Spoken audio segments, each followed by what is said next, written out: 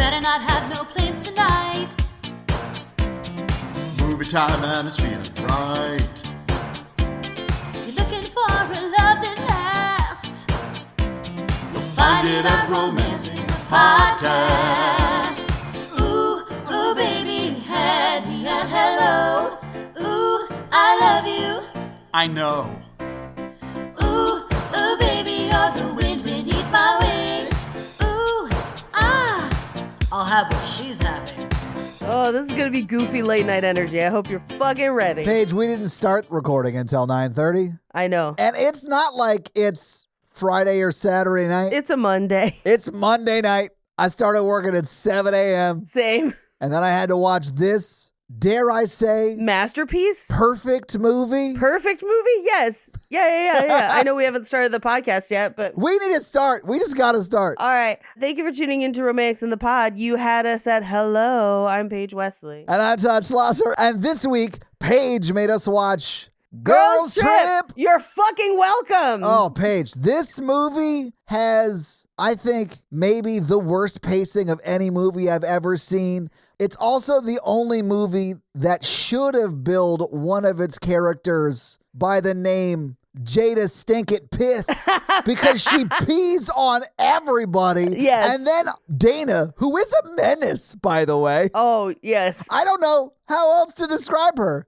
other than, and I'll be honest, a lovable menace. She's lovable. I love Dana. She's awesome. Wild card. But like, she pees on him just for fun? Just for fun. This movie has everything. Street pee, Neo, a casual encounter with Diddy that made me nervous. Oh, if I was the director now, I'd be like, oh, if I could just edit out 4 minutes of this movie, it'd be those 4 minutes. Not even just 4 minutes, because they're also at a Ciroc party later, and this was back when Diddy still owned Ciroc. I know. I was like, oh no. I mean, when they're on stage, like everyone's wearing bad boy gear and everything. So yeah, I mean, it is what it is. Like, but this movie is perfect, though. I mean, Queen Latifah's in it. Yeah. And she is always delightful. Like, Always. I of course, have nitpicky, stupid things that I don't like about the movie. Is it a good movie? Yeah, it is a good movie, but I am a middle-aged white guy. So much like every one of us that watched the Super Bowl,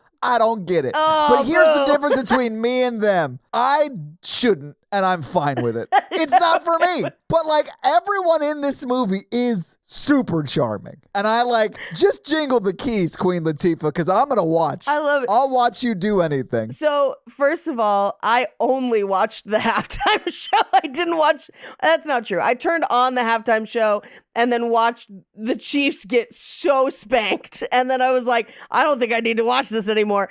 But I was the one who was like, oh my God, is that Serena Williams? Oh my God, there's, the little case A. Oh my God. Like, I was the one nerding out about the halftime show. You know what's funny? I have no idea what the lowercase a is. I don't know.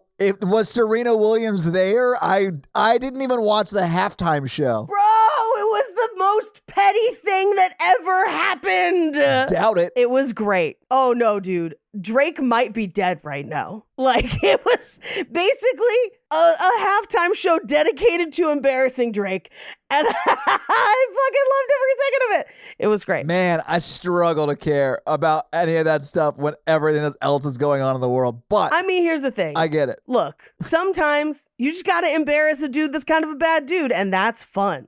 But we don't have time to talk about it today. We don't. But I am a late 30s lady who has a group of friends like this, and we are in a like era of our lives where sometimes people have lost a little bit of their shine, and you got to like get your girls together to boost it back up. You got to shine up. You got to shine each other up, Paige. Got to straighten people's crowns. And just like Jet said, shine on. That's right. But so this movie hit me at the perfect time and the perfect place, and I loved it. And I feel like if you are in that place too, watch this movie, but then specifically just listen to anything Tiffany Haddish says as she trails off at the end of a scene, because I'm convinced they didn't write a script for her and they just let her say wild shit this entire movie. And I was here for all of it. Yeah, I mean, okay, would I want her to be my friend? No. I would never talk to them again after they did, I don't know, one of the 38 things that is like a no more can I talk to you level event. Like when she runs up to her soon-to-be ex-husband, guys, we'll get there, and like breaks the fucking wine bottle and like tries to shiv him. No, I don't care if that is going on. Like you can't like try and kill someone in public. Wait till we get him home alone. Sure. Then we'll stab him. I mean, my Tiffany Haddish friend, at one point, a guy tried to pull me away from the group in a club, like forcibly by my wrist. And my Tiffany Haddish friend screamed at him until he got scared and ran away. And that's why you need one of those friends, because for as much chaos as they are, sometimes they will prevent you from getting kidnapped because you're 5'2". And so like they are useful. They are, and admittedly, sometimes wild shit happens, but also I didn't get kidnapped. Thank you. Paige, there's a moment in the movie that I think perfectly exemplifies how much Tiffany Haddish is just an unhinged lunatic in this movie. And it's not so even much. something that she does. Jada Pinkett Smith, when they're like making up, like right at the end of the movie. Yes. And Tiffany Haddish says, I would die for any one of y'all. And Jada Pinkett Smith's reaction to that was, I know, but it looks like she's terrified when she's saying it. Like Yeah, 100%. something dark happened in their past that we do not know about. And it might just be Tiffany Haddish and Jada Pinkett Smith that know. But I want you all to go back and watch just that one scene. And it is, Jada Pinkett Smith's got an actor's secret. And that's all, I want to know what it was. That's all I'm saying. Oh my God. Well, Jada Pinkett Smith, like me, very short, tiny short queen.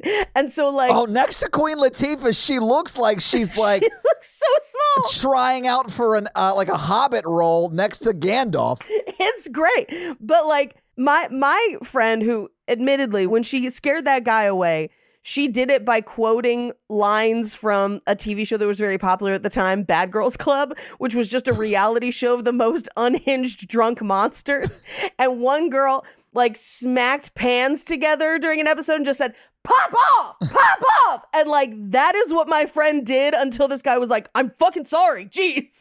And it was, I've never been more thankful. I'm sorry, I tried to kidnap your friend So Goff. sorry. Is this not the America I grew up in anymore? Jeez. What? Like, the fact that you're comparing her to Tiffany Haddish when you know Tiffany Haddish would have, I don't know, Murdered that man. swung from a chandelier and like with her legs still in the chandelier, Cirque du Soleil style, she would have strangled the dude from above. I love like, it. It is insane. She is insane and I love her. But that friend would absolutely die for me. I have no questions about it. I know. I'd die for her too. I hope it wouldn't be a violent, wild thing like that. But you know what? You never know.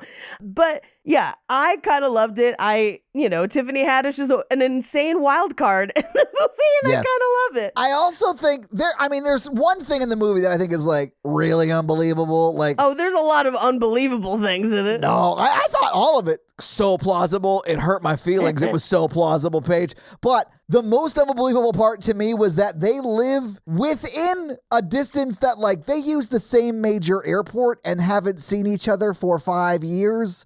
Like if you live an hour away, you're going to see your friends more often than that. I mean, They fly out of the same airport, Paige. yeah, but like I have friends that live across town that I haven't seen in years. Like, Across town for you is like a 6-hour drive. I'm talking about like, I mean, that's fair. where are they flying out of? We all would fly out of the same airport because we got the big one. No, I mean in the movie. That's not about you. It's about the movie. What airport are they flying out of? Like they live so close. It's been 5 years. Really? In my mind, it was Atlanta because it was only in a 1 hour flight to New Orleans. That made the most sense to me. I mean, that would be about a 1 hour flight. You're right. Yeah, Right? it's Right? not super far. Yeah. And Atlanta's big. I identify not for the affair part, but for the being in a very busy kind of public facing job part. I identify a lot with Regina Hall's character. And you don't get to see people as much as you would like to. That is just a reality of your life. Man, tell me about it. I know. I get it. You know? And like, I could easily see 5 years going by and me not noticing. Like, and that sounds terrible, but like from now till April, I have so many travel dates and requirements, things I have to be at, places I have to be, shows that I got offered a role in a short film. And I was like, I can't do it, man. Like, I just don't have the time. I don't have the time. Like, Yeah. It's that kind of shit where it's like, not only do I not have the time for that, I don't have the time for your birthday or your baby shower or your, and like, it is difficult. So the times when you would normally see people, you just kind of don't unless you aggressively make time for it, and it's still hard to do. Yeah, So it is. You're right. Yeah. I miss having friends. I know. But also, if you want to be my friend, Austin, Texas, March 14th, 2 p.m. at Flutter. Let's come buy dirty books together. I was just in Austin. I love that city. I'd go back. There you go. Do you want to buy dirty books? Dirty audio books? No. But fully support it. Listen, it's not for me. I considered it. I did. You heard me consider it, Paige. It's not for me. I heard you in the first one. You were like, no. Well, no. Okay, so like the first no was like, no, but I'd come to Austin. I can't fly out there. It's too short notice, and I've got a ton of other trips coming up. And then I was like, wait, I don't like smutty books. I'm out. That was the chain of no's in my brain.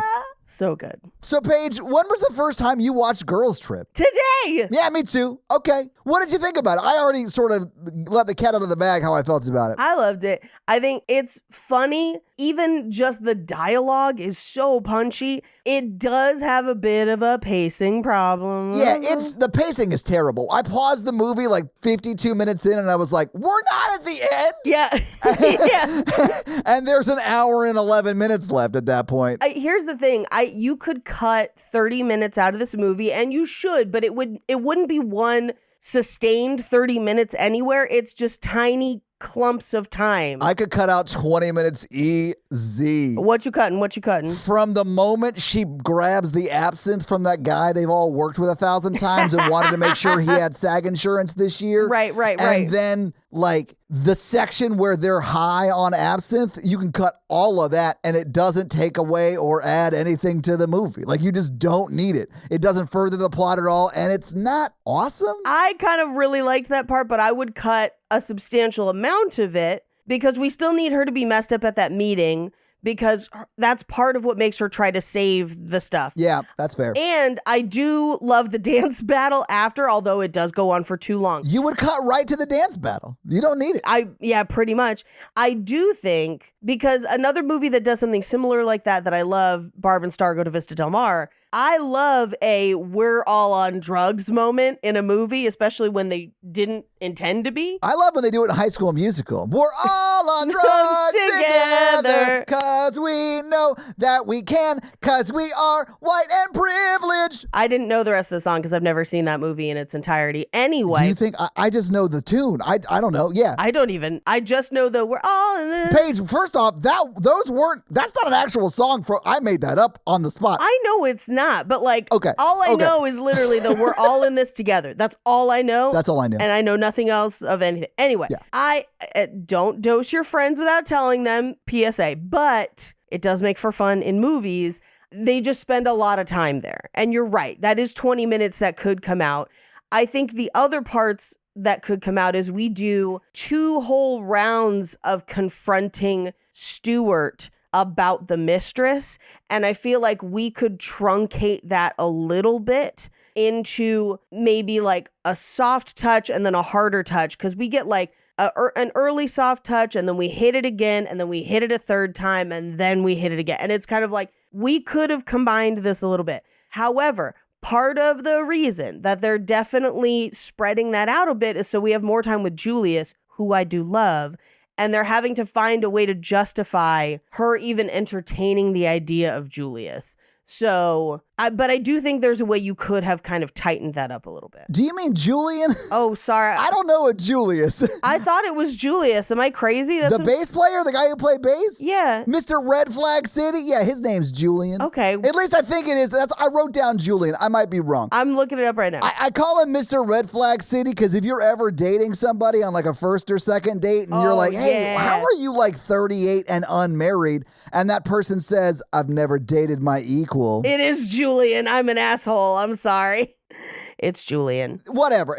That's not super important. What's important is that he's a red flag city because, like, Oh, yeah. if you're ever on a first date with somebody and they're like, I've never been with someone long term because I've never met my equal, that is someone who just has commitment issues and you should run from that person. That person is Mr. going to break up with you in 3 months because he's starting to catch real feelings and doesn't want to get there, you know? Right. Well, it's also somebody that might put people on a pedestal and not interact with them as real people. And so when they are not perfect, because no one is perfect, they then lose interest and no one will ever be their equal. And that's, you know. But I'll say this about that guy. I love him. Any bass player, I'm biased. I'm biased towards bass players. It's my duty as a drummer to be on their side. I feel like from a writer standpoint, what you could have done is he has dated people, but he's had a crush on her since college. Exactly. And that's, I think that is the case. It's just not clearly communicated in the movie. Honestly, and only because there is a fertility issue in the movie, it could easily be explained as, I was married, I didn't want to have kids. She eventually did want to have kids and it ruined our relationship. That would be good. So, like, I'm getting over it. Always had a crush on you since college, but we both went our separate ways and had our lives, you know? And that's great. Yep. But that's how he ended up where he is today, like, ready to just ruin Regina Hall.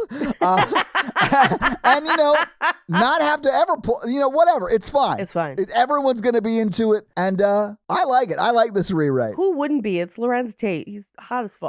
Like, come on. He's a bass player, guys. You know what that means. Yeah. He's good at slapping it. You know what I'm saying? Yeah, that's what's up. But I'll be honest with you. If it wasn't for how charming literally every one of the 4 main leads is, I don't think I'd like this movie very much because it is not for me. And that's okay. Sure. That doesn't mean it's not a good movie. It's just not for me. I find it very, like, watchable because even down to, like, Queen Latifah, who is so good. Always. Every one of them is so good in their own way. Like, and they're very watchable. I'll just say that. I love Jada as the mom. I love every mom piece. When she comes out in that outfit and is like, intelligent men will know that this is a good outfit. I was like, mama, no. Like, no. I love that. I love Tiffany Haddish as the wild card. It's absolute madness. The second they introduced the grapefruit, I was like, somebody's going to get grapefruit juice in their pee hole, and that's going to be a problem. Paige, you know the grapefruit video, though, right? That was like one of the first ever viral videos they're referencing. And Tiffany Haddish, I guarantee you watched the original grapefruit video 1,000 times because she does it almost exactly word for word. Exactly the same way. The way that lady does it. The sound effect is the same. I don't know if y'all know about how that grapefruit video, like, seeped into the consciousness of, like, everybody for, like, a summer. I heard it on the radio, Paige. Oh, yeah. Yeah, well, when she said, y'all have a grapefruit somebody, I was like, no, are we doing this? But then my favorite is later when he's got 2 grapefruits on it. Paige, come on. I love this movie. This movie is fucking awesome. He's running around nothing but grapefruits and he's holding them. Oh, so funny. When she goes out and grabs the first grapefruit and it's like the biggest grapefruit you've ever seen. Yes. And then they're like, damn, that's a big ass grapefruit. And then she immediately comes back with a second. I laughed my ass off. That shit was very funny. Very good. When he yells, what happened to old school blowjobs? I was like, I get it, man. I get it. Some of us have jaws that we can't unhinge, sir. Well, and that is the thing. Like, they're clearly making it out that he's got the biggest dick. When they're looking at it in the last shot of the movie, they have to put it on a selfie stick to get it further away from them. And that shit, even though they don't say it, like, no one even references it. No one references it. But it's such a funny, like, physical joke. It made me laugh. Oh, the physical comedy in this is amazing. I was waiting during the dance battle for them to do an Always Sunny flip and to have them just be like sweaty and failing together, but they're together and that's all that matters. The physical comedy in this is great. The underlying storylines, although they are heightened for sure. Oh, yeah. I feel like ring very emotionally true and grounded. And even Regina Hall, even though she is playing kind of more of a celebrity figure, that seemed very real to me of like how that would go down for a person like that. And yes, could you cut 20 minutes out of this? Yes. You could. But I also didn't hate. I was fine. I was in it the whole time. But I do think that I am the audience for this movie. Yeah, you definitely are. Yeah, absolutely. And that's all I was saying with that. I don't mean to say it's not a good movie. It's just not written for white dudes of my type. Nope. You know, like, but that's fine. Like, it's still a good movie. Yeah. I do have a question though, because like at the beginning of this movie, someone refers to themselves as having like normal citizen titties, but you have bestseller author titties. And is that something that like women say to each other? Like if you walked into like the Comedy Store, be like, yo, there's Wesley with them comic titties. Like what, is that a thing people do? No. Well, I think what she is trying to say is that your book was so successful you could get a new pair. Does that make sense? I guess it does now, but I wasn't thinking that. Yeah. I thought that was just like a phrase y'all used with each other when you were trying to compliment each other. Because you should. All I'm saying is, ladies, consider it. I liked it. It was funny. I would say that the comic version of this was like, oh, you got the Netflix special titties. Basically, the implication being you have succeeded in your career enough to take care of yourself in a certain way. Yo, she got take care of her titties money. You know what I'm saying? That's an insane sentence, but right? That's hilarious. Yeah. But like, that's what it is. Like, because my 20-year reunion is coming up, I have interacted with a few people from high school who are like, how do you look the same age? And I had to be like, I have no children and disposable income for skincare. Yeah. And I live in a place with all of the skincare. So like, that's how, like, that's what it is, right? I saw those DMs. Paige just responded in all caps, I own all the retinol in the world. I have a cave full of retinol and I will launch it at the continent unless I get 1 million bacons. The retinol must flow, Paige. The retinol must flow. But yeah, that and some good genetics. But like, it's that kind of thing of like, you're so successful, you look good.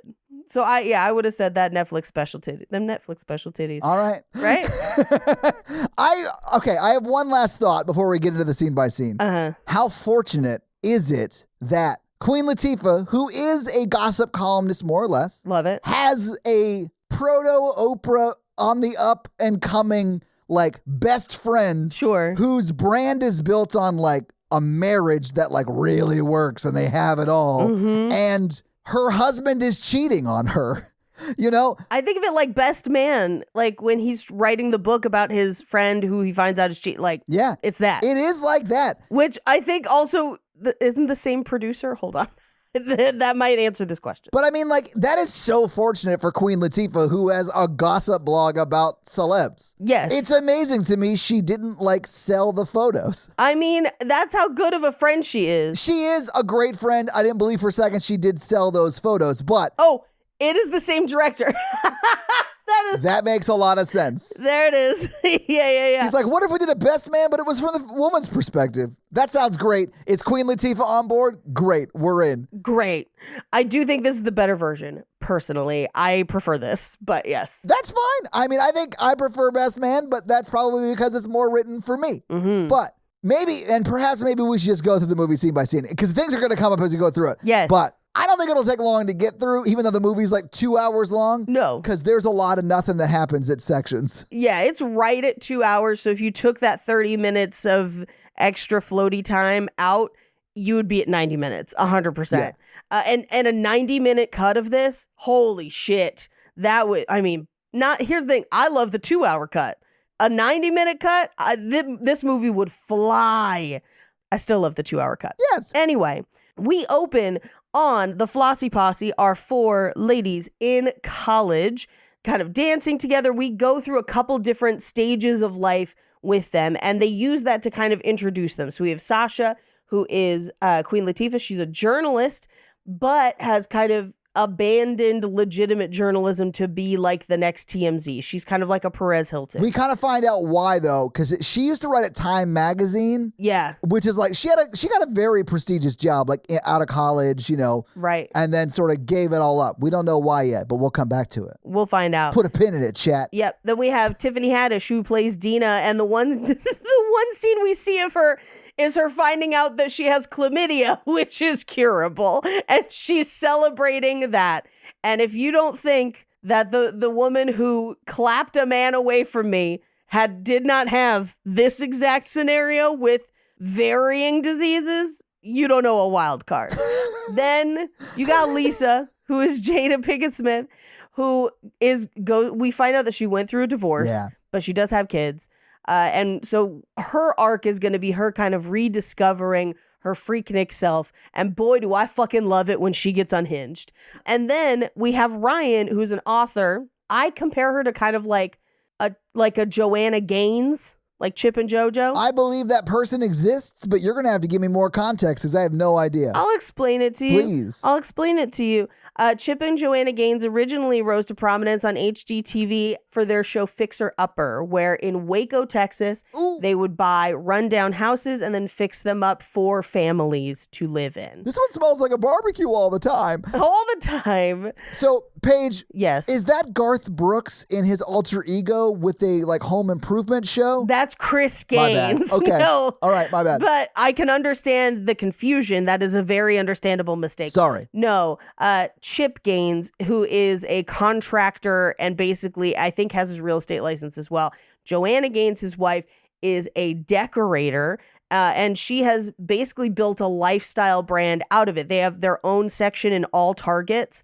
They basically turned Waco into like an HGTV, like Disneyland, essentially. There's like a whole industry around them, but they're very much a public figure where it's the both of them. So you're saying Chip is cheating on Joanna is what you're saying? As far as I know, he's not. That has never come out.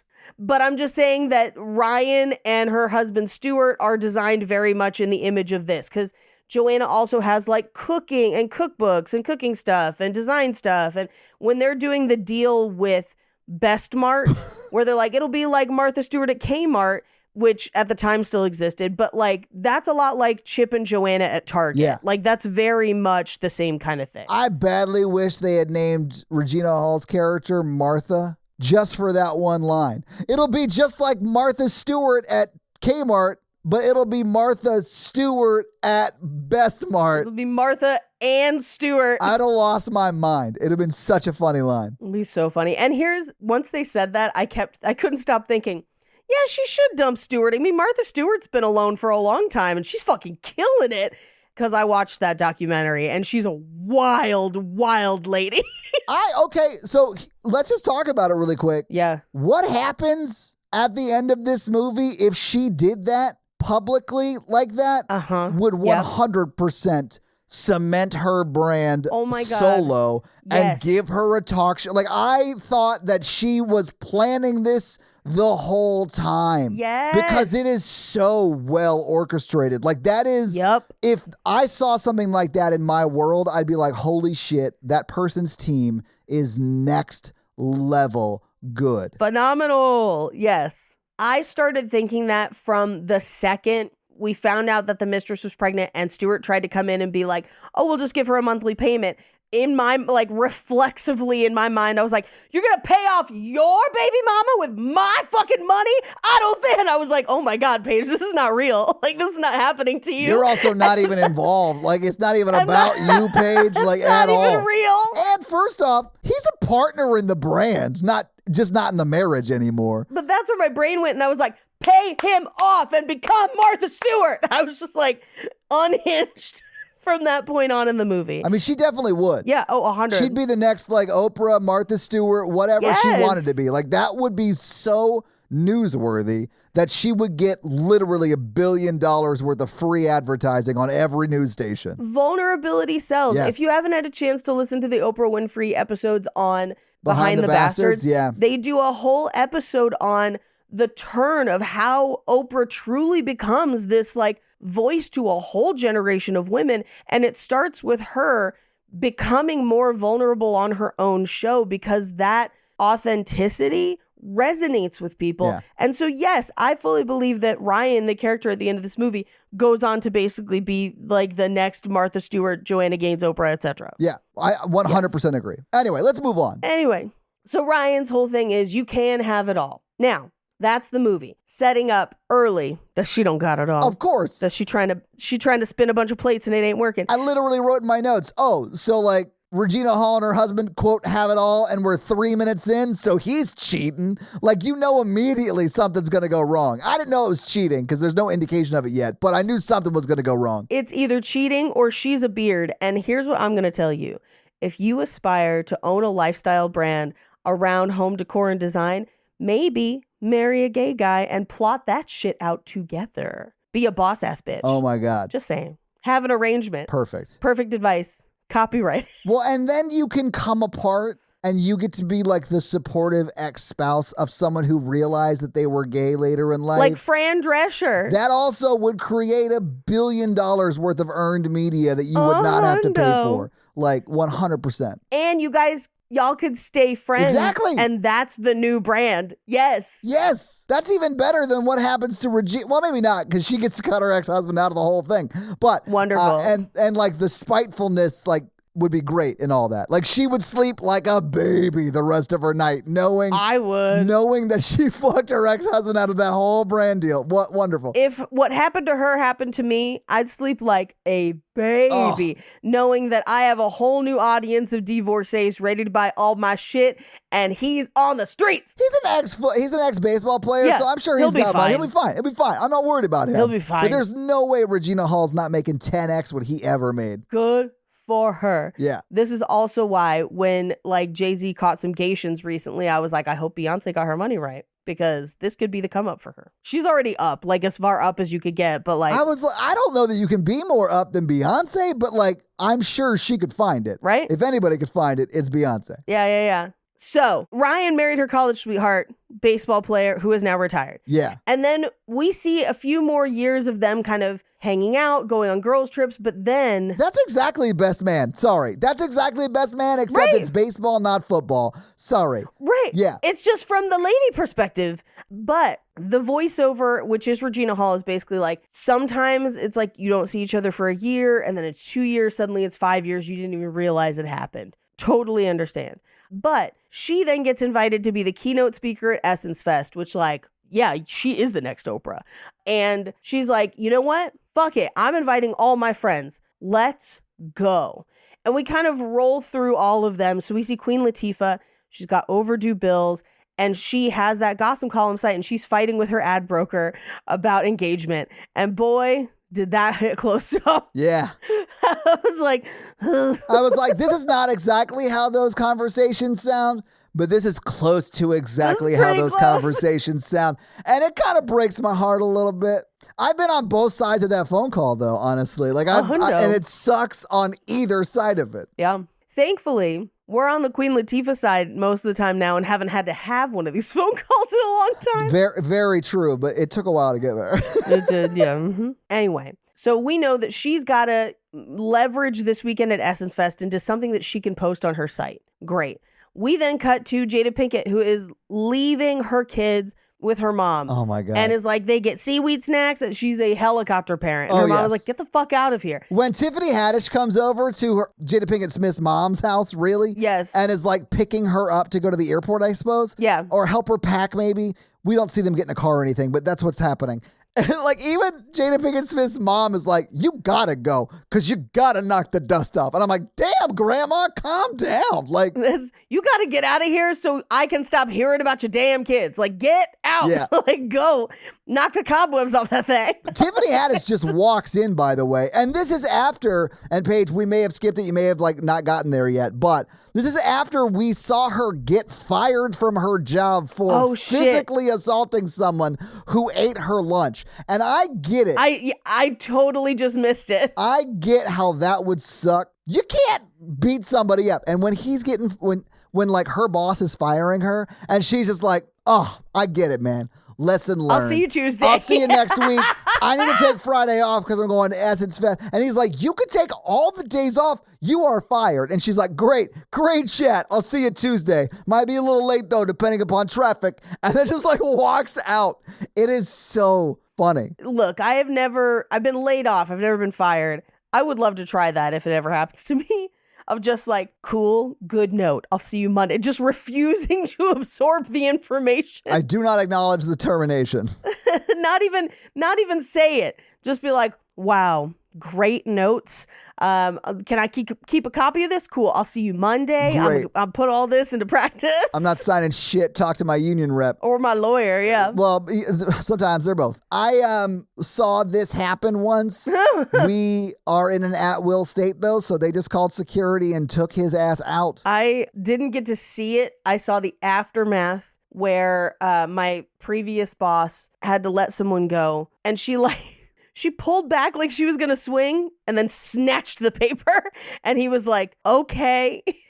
Thankfully, he had a lot of experience and had probably had a lot worse. But like she grabbed her box, she left, she stank-eyed everybody. She gone.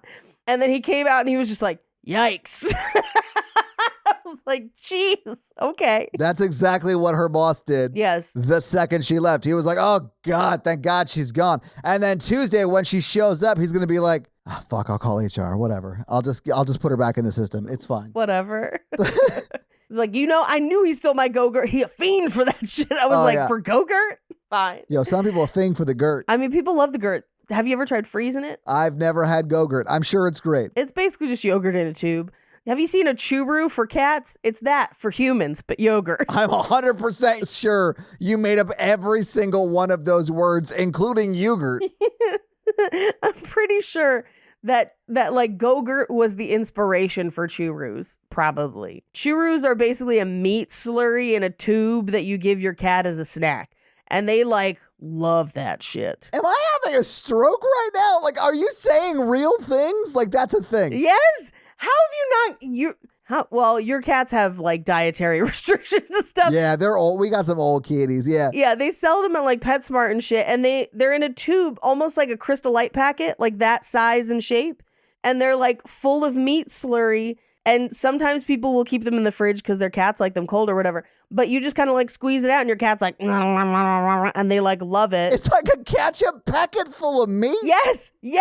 Now you're getting it. Here's what I don't get. Why isn't it for humans? I mean, there's nothing that says you can't eat it. Well, there's no rule saying he can't play basketball. He can't play basketball. With a ketchup packet full of meat.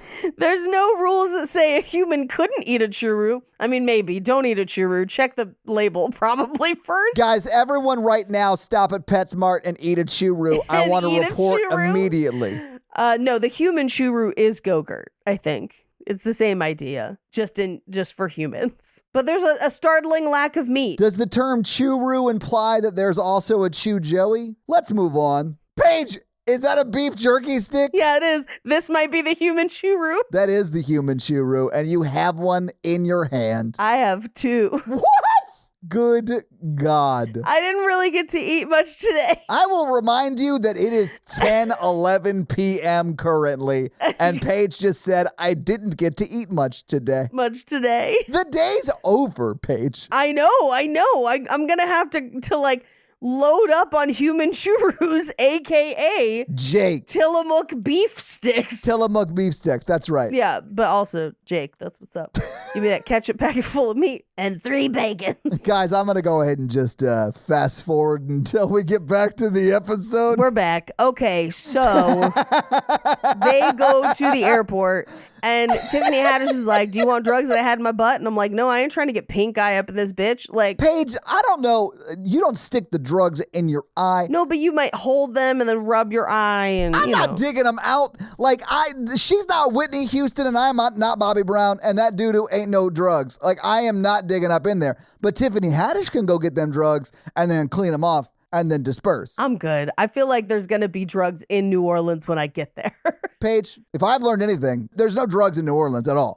None, not a single one. I'm pretty sure you could like fall down, skin your knee in Jackson Square in New Orleans and like stand up high. Like that place is covered in a lot of drugs. And mostly powdered sugar from Cafe Du Monde, right across the street. But Oof. I know. But also we find out because Queen Latifah shows up, their flight's only an hour, which is wild. Yeah, they should have driven, really. Like you're going to spend more time waiting at the airport and then waiting to get your bag than it would have taken you to drive. It's fine. It's like when I fly home, the flight to Oakland's like 45 minutes, but it's like a 5.5 hour drive. So like, But this I thought was weird because Regina Hall shows up and I was like, she ain't flying private. She's just going to walk through an airport. Like, she's not going to get stopped every 10 seconds and people are going to mess with her. Like, I mean, at least she's not flying Southwest where she's like, I'm B6. I got to stand up here like a piece of meat, like a churro stick or whatever you called them. a churu. A churro. There you go. CHURU.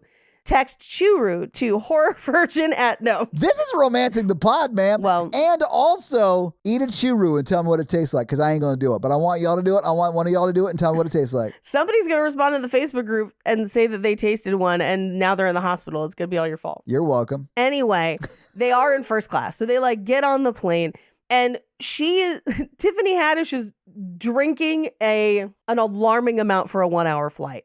The only time I have had that many drinks on a flight was the time that I got arrested at LAX and then they still let me get on my flight. You girls lived a life, okay? Okay. I'll bite. What? I had bullets in my purse. It's no big deal.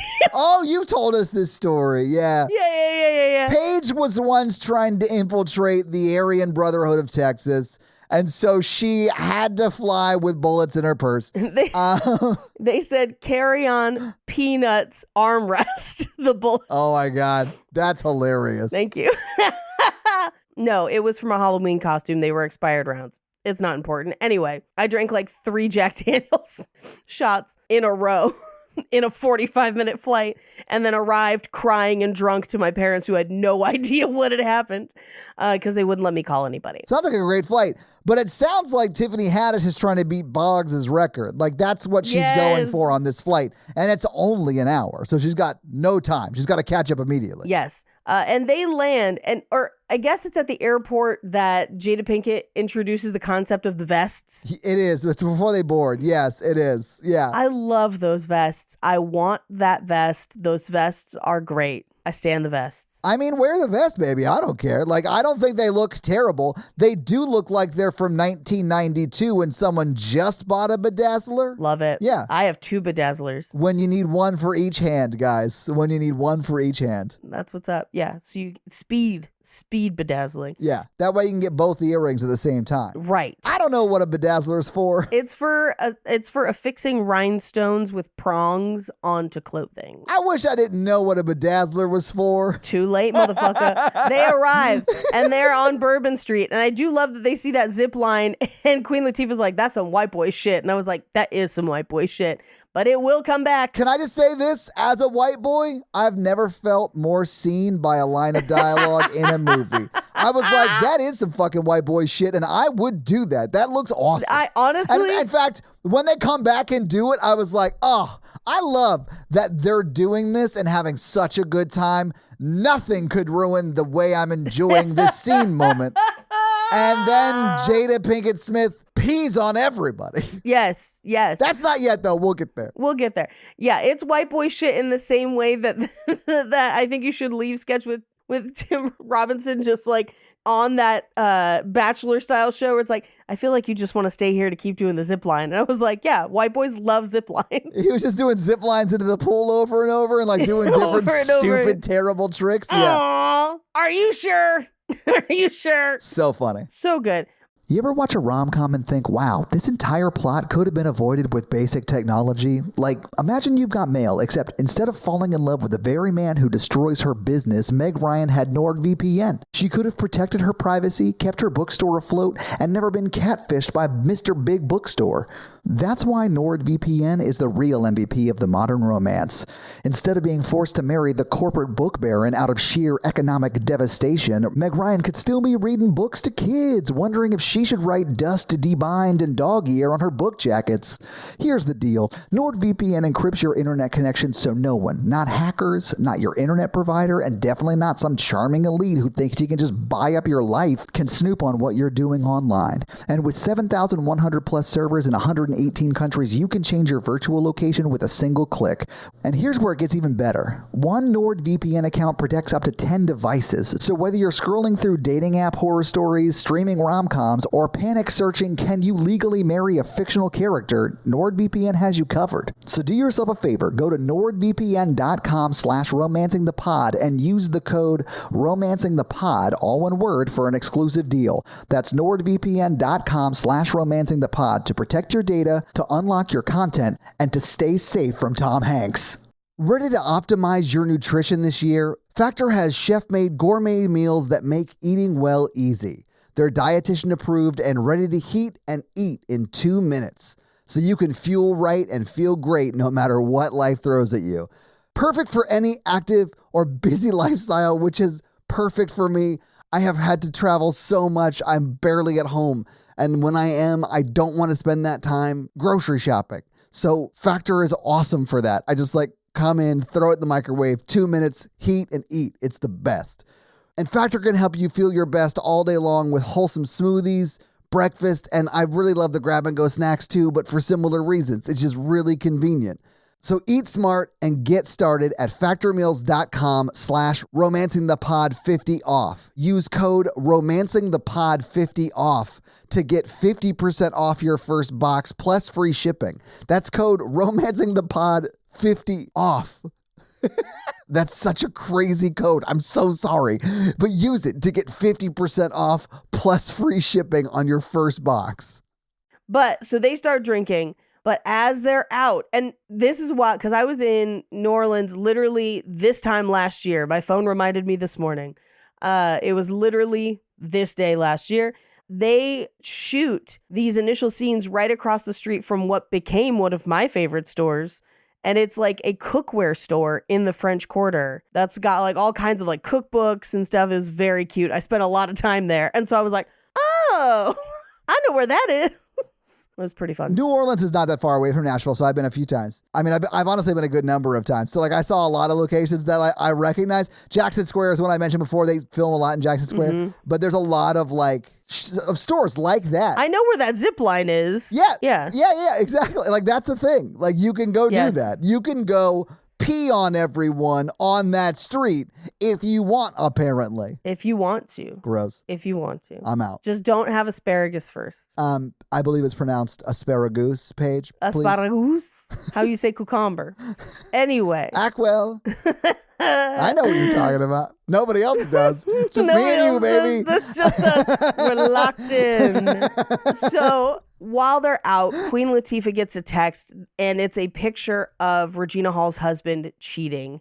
And it was from last night. Right. And they're like, fuck, we should tell her because friends don't keep secrets like that. We just got to tell her. And they're like, okay, we'll wait until we get back to the room. Tiffany Haddish doesn't wait because Regina Hall's like, no secrets. It'll be like old times. And she's like, all right, no secrets. Your husband is cheating. Right. I did like that they were trying to get back to the room before they told, and Tiffany Haddish just fucking couldn't.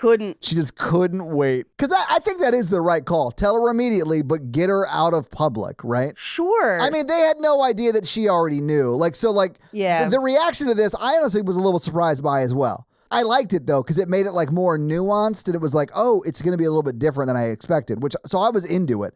But you do want to get her out of public when you break that news to her. Or keep her in public so she can't make a scene. I mean, I don't know. That could go bad either way. Ooh. I'd prefer to be in the hotel room because I'd have a lot of expletives to shout. Yeah. I think if you told, if that was Tiffany Haddish that you told in this movie, not Tiffany Haddish in real life, but I think she might kill somebody in public. Well, she says, because she's like, I gotta hide a body. I gotta murder this bitch. Paige, just her side conversation with herself is my favorite part. I think this is her referencing the thing that we don't talk about again, but Jada Pinkett Smith is remembering when she says, I know, in response to Tiffany Haddish saying, I'd die for any one of y'all. Yeah, they accidentally murdered some dude a couple summers ago, and... Nope, they murdered Tiffany Haddish's twin. That's why she said, I'd die for any one of you. Because, Paige, they don't know they killed the wrong twin. Oh my God. But also, do you think the forest is a team building location and that's why there's twins and they're holograms? That one's for everybody that's not you. How dare you fucking bring up that movie? I still want to know what those trees are. In that movie, the movie where she goes to fat camp and falls in love with her counselor and the logo is being explained. That's why there are 3 trees in our logo. I'm still thinking about that. Yes, it's been 50 episodes and it's still rattling around in there. I hate it. That absolutely was not what I was referencing, but that is one of the few other movies that I own on Apple TV Plus because I love it. No, I was referencing the most recent episode of Severance. Oh, I haven't seen that. So of course it's about the 3 trees. Y'all will get it. Y'all listening out there? All 8 of you who are up to date on Severance right now. It's so everybody at work is talking about, do you think there's innies or out? Who's an innie? Who's an outie? I don't know. Discuss amongst yourselves. What in the belly button fuck is that? Oh, dude.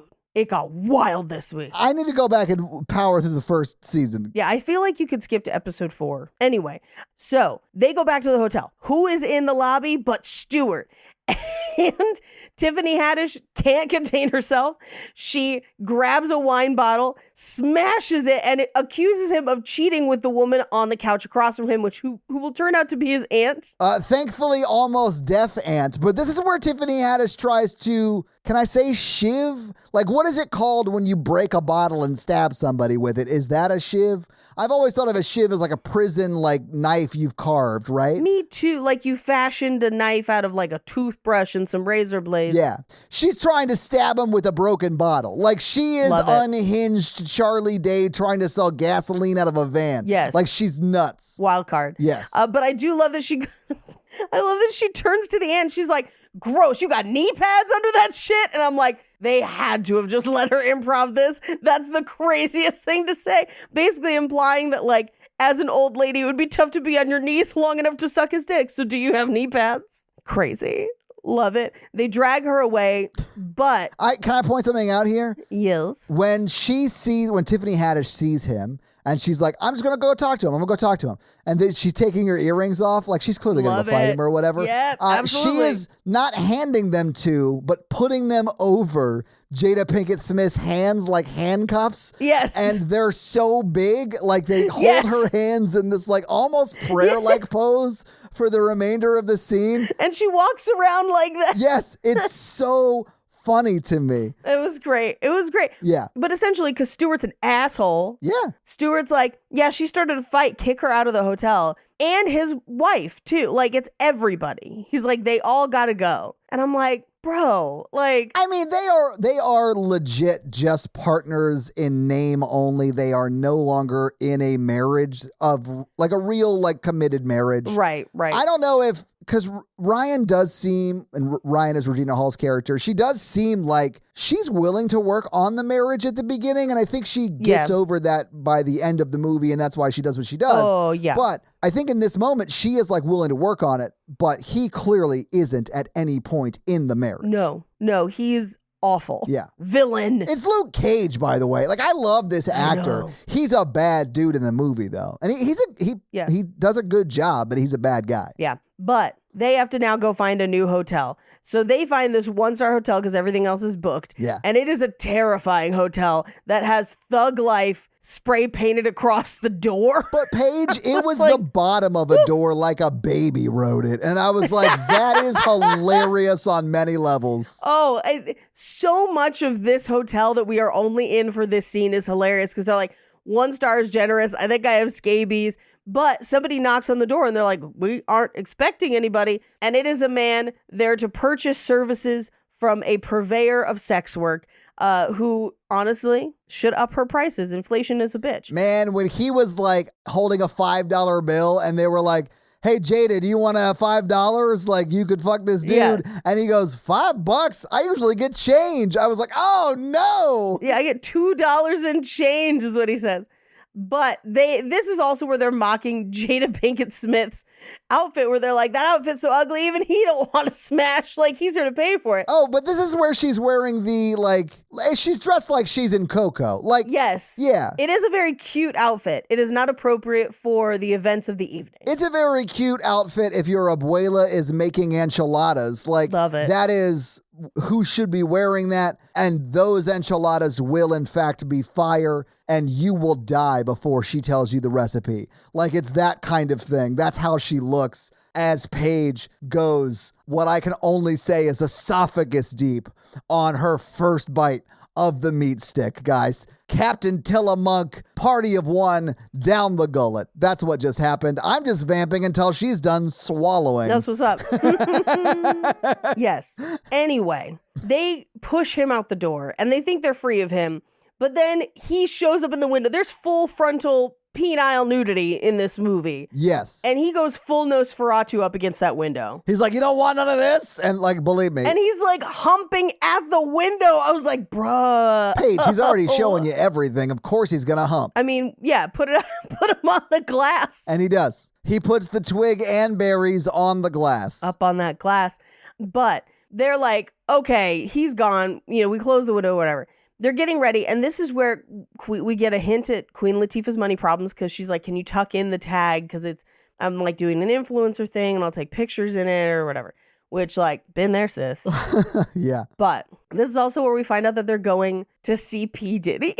And I was like, no! I sometimes wonder when like big things like P. Diddy happen or stuff like that. Like, what was the last reference in pop culture, in like major pop culture, that was made to them before they started their decline in pop relevancy? And I think this might be the most recent and biggest reference in a movie to Puff Daddy. I think there's a more recent one. I can't remember what it was, though, where he was like a character. Oh, But I don't remember. He was like in the movie as somebody. Hold on. We can easily find this out. Oh, Get Him to the Greek is what I was probably thinking of, but that's probably right around the same time. that's probably before this, right?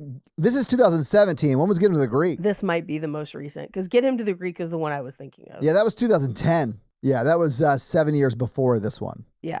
Anyway, they put Jada Pinkett Smith in a dress that she's like, this is like mosquito netting. And they're like, good, you might catch something, because like they trying to get her dicked down. Oh, yeah. Yeah.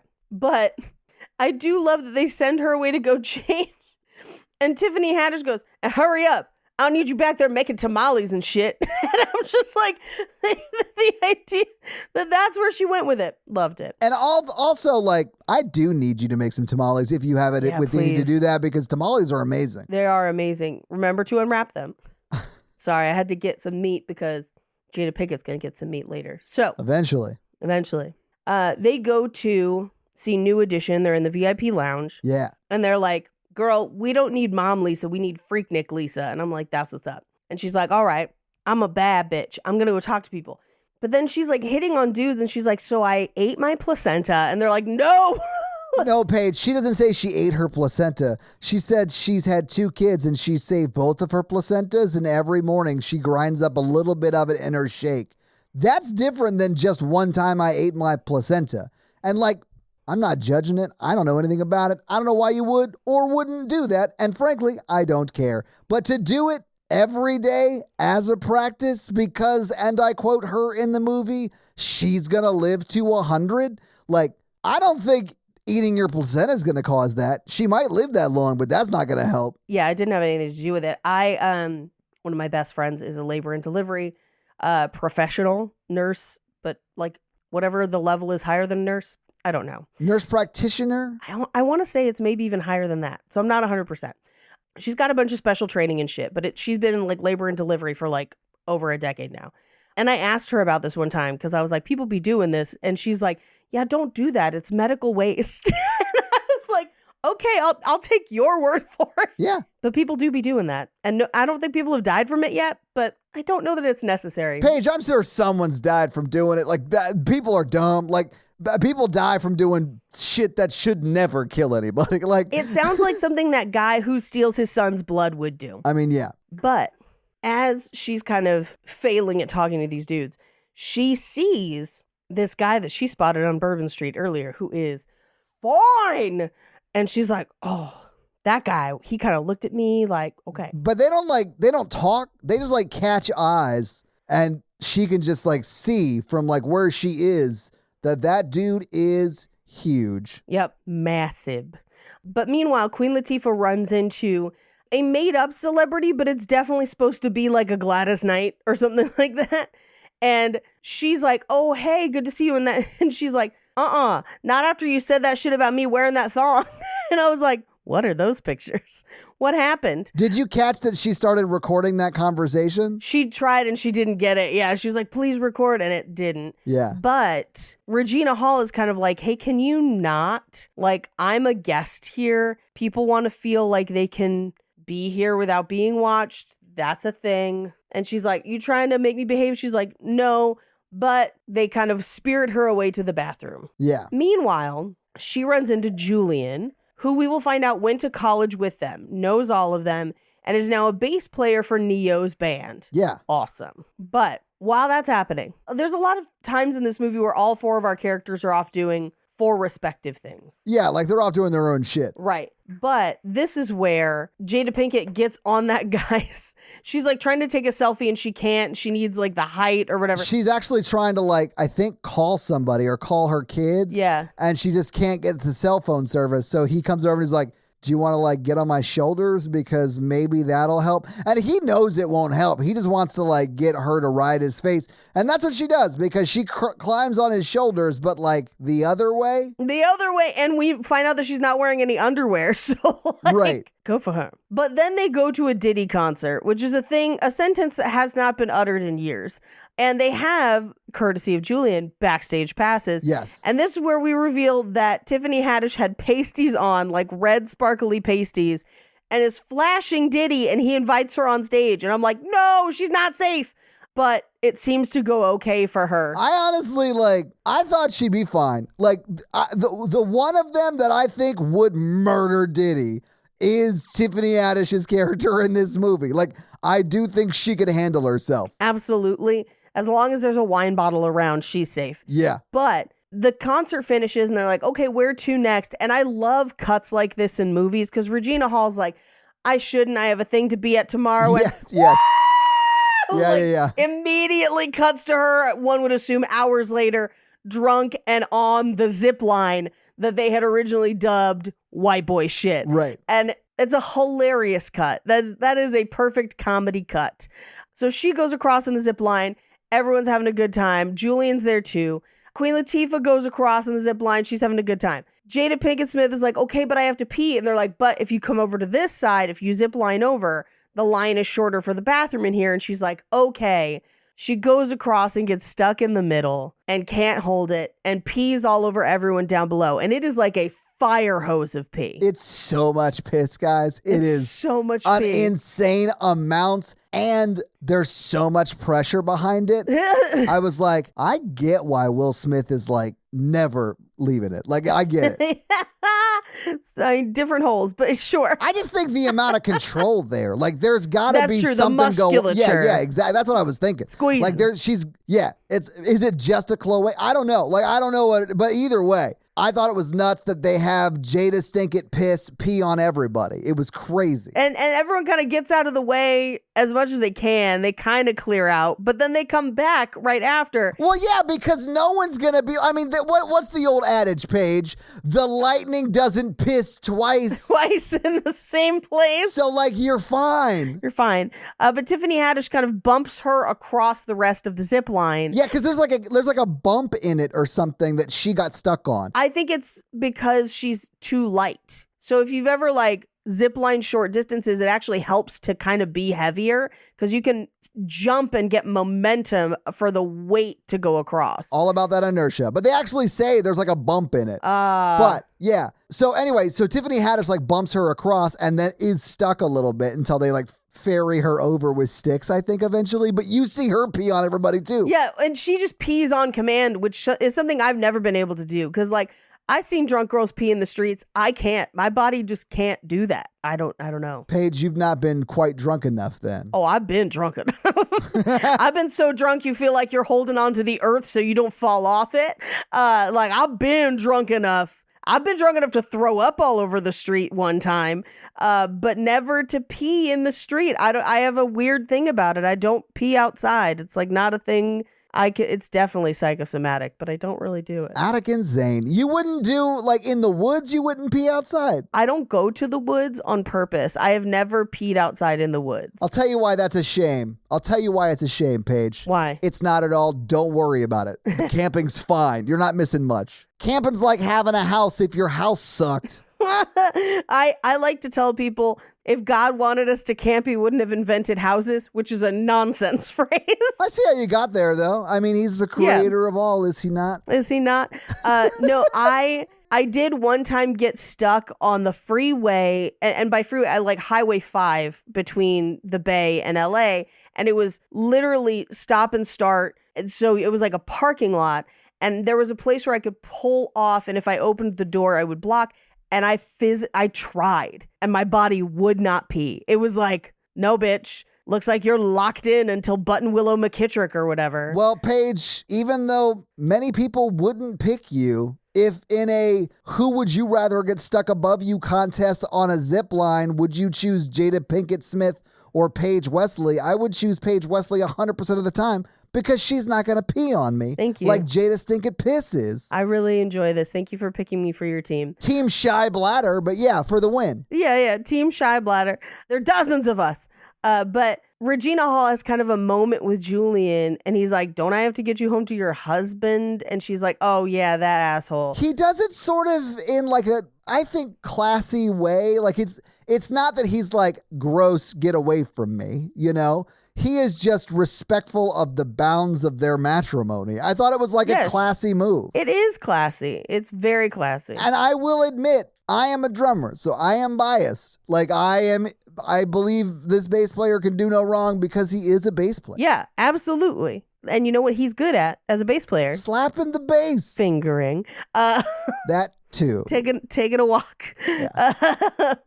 Anyway, he's like, let me take you back to your hotel. Where are you staying? And they're like, and he's like, yeah, not anymore. Come stay at my hotel. Like, you can have my suite. I'll go stay with the rest of the band. It'll be fine. Which is like so nice. Like he's probably staying with like roadies and stuff. Oh, yeah. Because the band probably all has rooms like his. And I guess he could crash on one of their couches or whatever.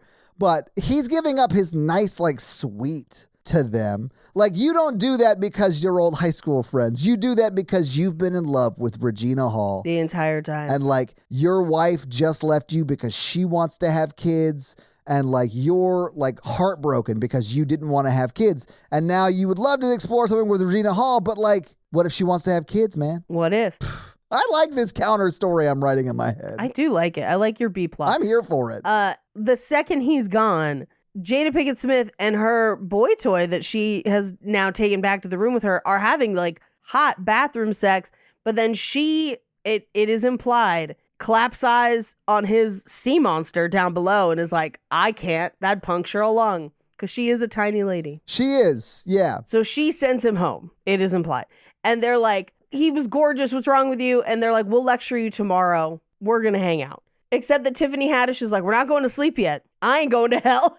And makes everyone say their prayers, which I kind of love. I thought it was crazy. That's such an unhinged belief system. I know. It's crazy. Because she every day has to just get down on her knees and pray and be like, dear God, please forgive me for, and then just list all of the it. Craziest shit. I mean, honestly, Paige, she should just be like, you saw it, just all of it. Just please forgive me for all of it. I'm going to bed. I'll talk to you tomorrow night. It's not going to get any better. Still love you. Thanks for dying so I could be terrible. Good night. Oh, God. But we cut to the next day where she is doing a cooking. I get, what is the word I'm looking for? It's like a show. They're doing like a cooking show, but it looks like it's in a cutaway from like a Good Morning America type segment thing. Yeah. With Carla. Is that a real person? I don't know. Yes, she was on Top Chef. She was like a dessert wizard, and now she is a famous chef in the food industry. So, and that's the chef next to her. I love Marla. She's my favorite. I know it's Carla. I'm just being an asshole. But I hated this scene so much. It felt very injustice-y to me because you've got Regina Hall and her cheating husband on stage, and the third wheel is in the audience. Yeah. And as they're like done cooking the dish, Carla, who we love, guys, we all love and know who Carla is, invites up a member in the audience. And of course, she sees the hottie in the red dress, which is the affair partner. So she calls her up. But Queen Latifah also clocks it, right? And she's like, let's roll. And so like all of them, not just one. I thought for a second, Paige, I thought we'd see Queen Latifah walk on stage and then Tiffany Haddish just running from the and tackle the lady in the red dress. She's coming for baby Tubbins. Just like. Exactly. It's like Jada Pinkett Smith go high and low on the affair partner, and then Queen Latifah's just like walking up the steps like, I didn't see anything. Did you see anything? Let's try the sausage. That shit would have been hilarious too. But what happens is everybody's on stage, including the affair partner. Right. And the affair partner's like, I don't know. I like my sausage like huge and in my throat. Like I can't remember what she says, Paige. She's using it to brag and rub it in Regina Hall's face, and I hate it. Yeah, it felt very injustice. I wanted Tiffany Haddish to like punch her in the face on camera. Same. That would have been great. Just like Jerry Springer the fuck out of this cooking segment. Oh. Grab pans and just slam them together and yell, pop off! Pop off! Right, Paige? Isn't that what it was? Pop off! Isn't that what it Pop was? off! Yeah. Get some! I listen. Anyway, they get through the cooking show, even though there's kind of a weird fight. Yeah. But we cut to backstage, and Regina Hall is like doing personal affirmations, which is so sad.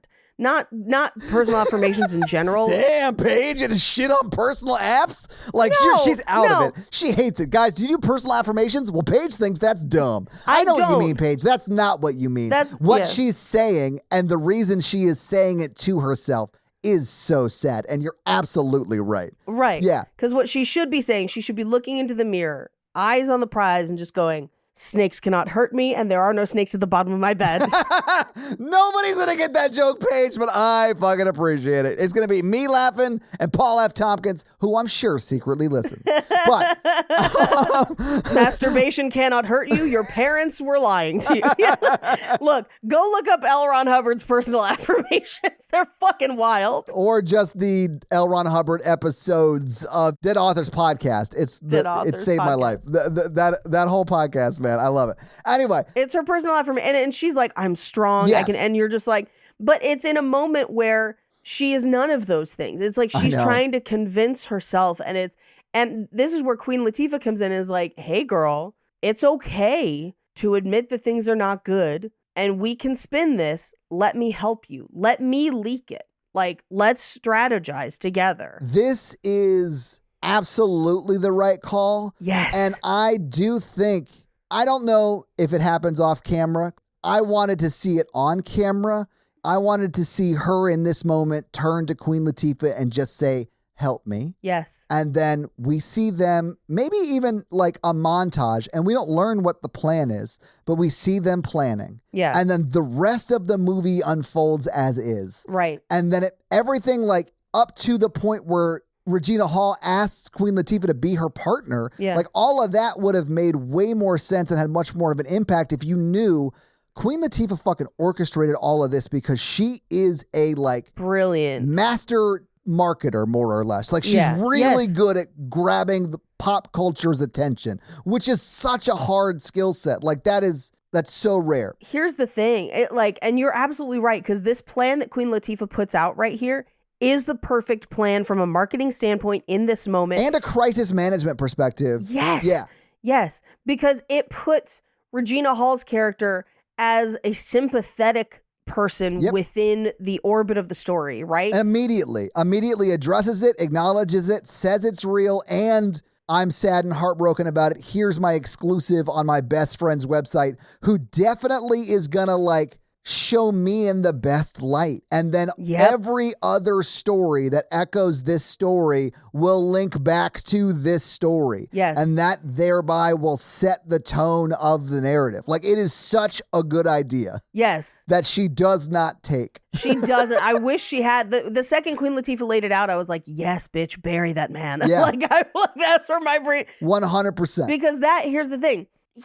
Her husband, is banking on her not having the balls to do it. He is banking on her not doing it. There's a lot of money at stake. Like they even Yes. say, like, if once we sign this deal, we are set for life. And like that is, I think, believable because of like what is being offered to them. That's like Sure. forever kind of money. Yeah, absolutely. But, and this is so key, and it doesn't happen until later when he says, without Stewart, Ryan isn't enough. I'm like, that's some bullshit.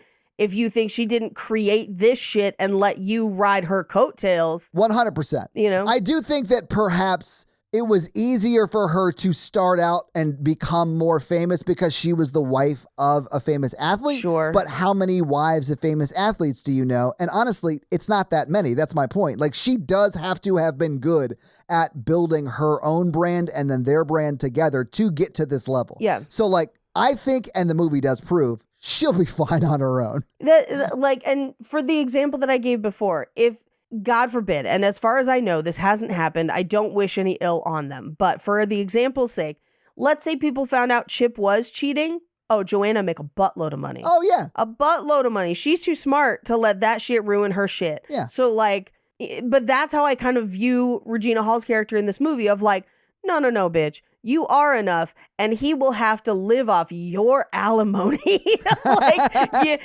going to have to live off whatever pennies you throw him, bitch. So, like, go get that paper. I think she may luck out there just because he's also rich. Like, he's a famous baseball player. Right. He's not anymore, but right. I'm sure he's got money. I'm sure he's fine. I mean, they are going to have to divide those assets up, and that's going to be a bitch. I hope she had a prenup. And honestly, if she married him while he was a professional athlete, they probably do, which means that they split based on who brought what assets in, depending on their prenup. And she's going to make out like a fucking bandit, and he's going to have to try and sue for that money.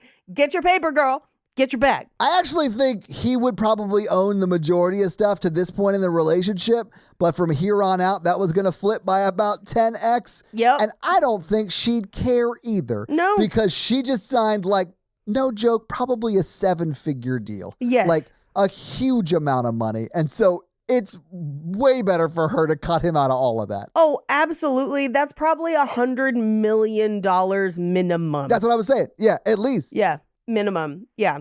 Anyway, so meanwhile, Tiffany Haddish is on the street and encounters a purveyor of fine oils played by Mike Epps, and he sells her what he claims is 200-year-old absinthe. Now, a few things about absinthe. Numero uno, modern absinthe will not make you hallucinate. It does taste like licorice. Number 2, old absinthe can make you hallucinate. It's also really not great for you. Tastes even more like licorice. Very distinct taste. 3, you have to pour it through sugar cubes or else that shit tastes nasty.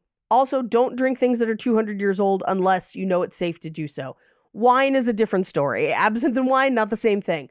I know there are old bottles of absinthe floating around and some people have drank them. Cool. Just be careful and very small doses. Yeah, he even says this small, like, I'm just going to call it a tincture because that's what it looks like, should last you 5 years. Oh, yeah. And she's like, 5 days? Great, got it. And then she tries to kill her friends with it. Oh, yeah, because she uses half the bottle when she doses her friends' drinks. Now, here's the thing. They would taste it. It, like I said, absinthe got a taste. A real taste. Yeah. And that taste is black licorice. And so, like, if you ain't into black licorice, but they all drink those drinks, including her agent. Then they go to the Ciroc party to hang out with Bethany. While that's happening, the other girls are on the dance floor, and this is when they start hallucinating. And I do love that Jada Pinkett Smith sees giant children, and her son is like, "Are you having a good time?" And I was like, perfect. I like the way they get you into them being high together, too. It's very funny. It's very fun. It reminded me of Barb and Star when they're like, okay, and then did you go into the little chest and get the 3 pills and with the syrup? And they're like, yeah. And they're like, have a nice trip. And they all kind of like, whoa. Yeah. Great. But that means that they're all having their own various hallucinations, including the agent who drinks a candle and tries to pay with a shoe. And Regina Hall is having a bad trip in the middle of that meeting. And they all kind of go spirit her away.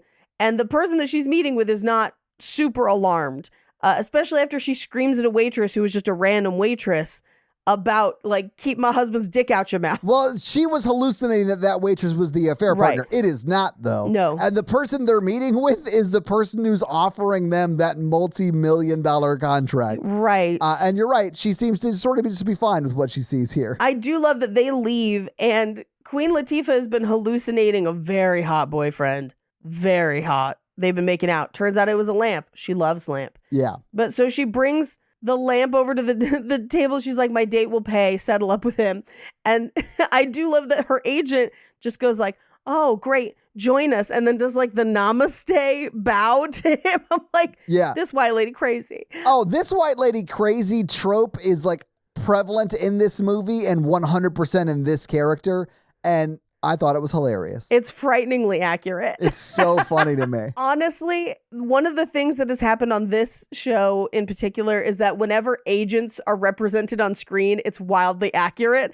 And I always find that fun. I thought the attempts for, I guess, to relate to her client and like try to use what she thought of was like her client's vernacular. Yes. I found that shit very funny. Oh, so good. Because it's always like hilariously bad. It's bad. It's not good.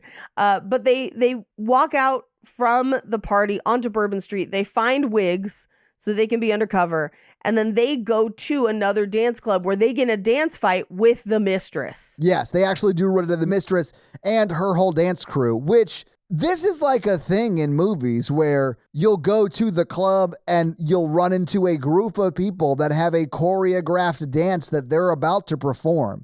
I just don't think you'd see that in the wild like that. The only reason I'll give this movie a pass on it is because our girls that we're following are doing the dance they choreographed in college. So it's like their dance. That one makes sense, yes. That one makes sense. The other one, not so much. Right. Unless they're all pussycat dolls, which is kind of how they do the like lean over, they do the whole thing.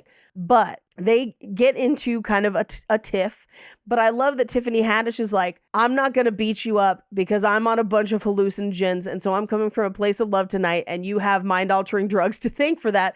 But then Jada Pinkett Smith goes, mine wore off. So what's up? And just catches her with like a right hook. Yeah, like hits her right in the face. And I'm just like, yes, bitch. So, but the cops show up. So they run. Julian picks them up. And they're like, oh, thank God. How'd you find us? He's like, you texted me a video. That video is nuts. Yes, it is. I do like that we get to see it, though. I have received a video like this from a friend / coworker. He texted me to be like, I need you to open the store tomorrow. I'm not going to be there. And I was like, what's going on? And then he sent me a video from a party in full costume, super drunk, and he's just shouting into the phone, the struggle is real, bitch, and then ends the video. That's the whole video, and struggle's real. And he did pronounce it shruggle, like shruggle. And we have mocked him ever since. But it is very much a video like that of people just drunkenly screaming into the camera. And if there's one thing I miss about my younger days, it's those kinds of videos. Paige, you could drunkenly scream into a camera right now. I could, but then I'm going to have diarrhea the next morning. I'm assuming it's from the drinking, not the screaming. Okay. Yeah. No, I've never screamed myself shitless. Drink, though. Anyway, Julian drops them off. But he and Regina Hall have like an almost kiss. They do like a Bridgerton face breathe, like right up on each other. It is very intimate. Oof, sexy. But she's like, no, and goes back to the hotel room. But back in the hotel, they're like, Freaknik Lisa is back. And her man with the giant penis is in the lobby. And they're like, did you text him? She's like, yeah, I did. Never doubt a boss. And I'm like, yes, bitch. I'm here for this arc for you. Just in the one scene where she's explaining to Queen Latifah that she did invite this guy over, she did text him. If you watch it knowing that Jada Pinkett Smith is doing her best Ace Ventura impression, it starts to make sense. Yeah. Because that's the only time in the movie she talks in this sort of unhinged cadence. And honestly, I wanted more of it. I think of this as her version of, if you watch Workaholics, the Durs. Yes. Okay. That's fair. Like she turns into the Durs and I love it. I love Freaknik Lisa. But they start to make their way to the room. Lisa and Dina are up ahead. Sasha and Ryan are kind of behind.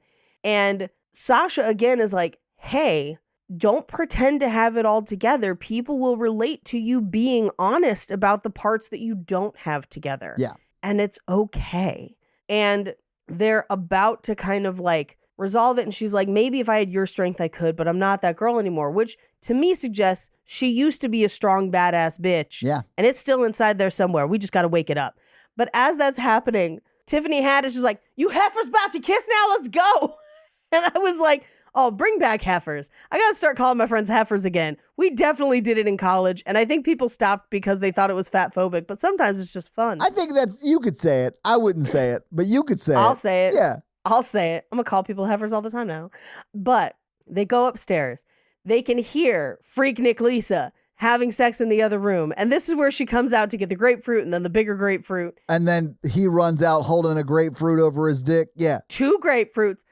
Because acid, pee hole. Yeah, it's like he's at a Brazilian steakhouse that serves grapefruit and his dick is the skewer. Like, that is what it looks like. Yes. Would you like a slice of grapefruit? Shh. Yeah. The saltiness really offsets the tanginess of the grapefruit. I think you could really do this well with pomelo, but don't put citrus in your pee hole. Pro tip. Thank God you said it, Paige, because I have this orange. I'm not going to do that. Like, I'm not going to put it in. No. Well, now I can rest safely knowing that you never will. So thank you. Unless I mistakenly cross Tiffany Haddish, I think I'm good. Anyway, we cut to the next day and Queen Latifah has the videos and stuff. And she's like, should I post it or should I not? But there's a meeting with Ryan and Stewart and the agent with the Best Smart lady. And it's implied that the offer is huge. Yeah. Super huge. I thought this scene was funny because they all have black leather folders in front of them. And they're like talking about this deal that's going to end up with them having a line at Best Mart, and Best Mart's going to underwrite a talk show for them. Right. So they're going to have their own talk show and a line at Best Mart. And here's the offer we're going to make you to do this, right? Here's the amount of money we're going to offer you. And they don't say, turn to page 7 in your... No. Like, she just like opens a like scratch piece of paper, writes down a figure like she's making it up on the spot and hands it across the table. That is so nuts to me because... It only happens in movies, but yeah. I know, because that leather folder is literally a slide-by-slide PowerPoint deck of like how much it's going to cost them and how it's going to make money. And it's like how this is a good investment. And the returns that they expect. Yes. It's all about how this is a good investment. And then there would be the offer at the end. Right. Because the offer is only part 1, because one would assume that in perpetuity, she then gets a subsect of the returns on that product. Well, you'd have to look at the deal, which is firmly inside that leather folder that nobody touches. Which is not containable on one piece of scratch paper. It's crazy. But she then goes to celebrate with the girls. She's talking to Queen Latifah and she's like, do you think the person would sell the photo to me and then we could bury it and move forward? Because like, it's so much money. We got to move forward. And Queen Latifah's kind of disappointed. And I don't think it's for her own storyline, although I think the movie wants you to question that. I think she's disappointed in watching her friend resign herself to being unhappy for this money. I think so too. I think she realizes her friend is making a compromise that she can support, but it makes her sad to do so. Right. We then cut to, they go to watch Julian play with Neo. Hot. Love it. And they're hanging out after. Yeah. And she and Julian are talking, and this is where he's like, I haven't found my equal, but for the right woman I'm in, which again... Huge red flag, guys. Red flag. Don't date this man. And I say that as a guy who has sworn an oath to bass players. Yes. But meanwhile, the mistress shows up and she's like, I got to talk to Ryan, and Queen Latifah intercepts her and she's like, no, but tell me what's happening. And she's like, I'm pregnant. He has 24 hours to stop ghosting me about it, or I'll spill everything to you. Nasty pictures, you name it, think it over. Yeah. And admittedly, Stewart's a shitty dude for ghosting her for this too. Like, bad all around. Oh, he is treating both of the ladies in his life terribly. His wife, obviously, and he now has a pregnant affair partner that he's just not talking to. Right. And I think Queen Latifah does the right thing here, where she finds a way to get Ryan to a quiet place where they can all kind of back to the hotel where they can talk. Yeah. And is like, hey, here's what's going on. And this is where we find out from Ryan that she has been unable to have children, and it was a point of contention in the relationship, and they haven't been able to talk about it. Yeah. And so this hurts extra bad, because it's like, not only is this an affair, this hits at like a core of something that I wanted and can't have. Right. Which is super bummer and super sad. But I do love the way that Tiffany Haddish cheers her up by combining pictures of a pug and Stewart to make weird looking babies. That shit was very funny. The line about how it was a contention in the relationship made me think that this was premeditated by Stewart. Ooh, that he was trying. That he did this because he knew that she would stay for the deal. Mm-hmm. And he didn't like plan it out meticulously, but he was like, if I get somebody pregnant, she's not going to leave because we're building this brand together. And it's like a huge payday one day. Right. So she's always going to stay, and I get to have my family, even though I can't have kids with her. Right. And it's like real gross. It made me hate him even more. Yeah, it's brutal. But he shows up to try and come clean. It's too late.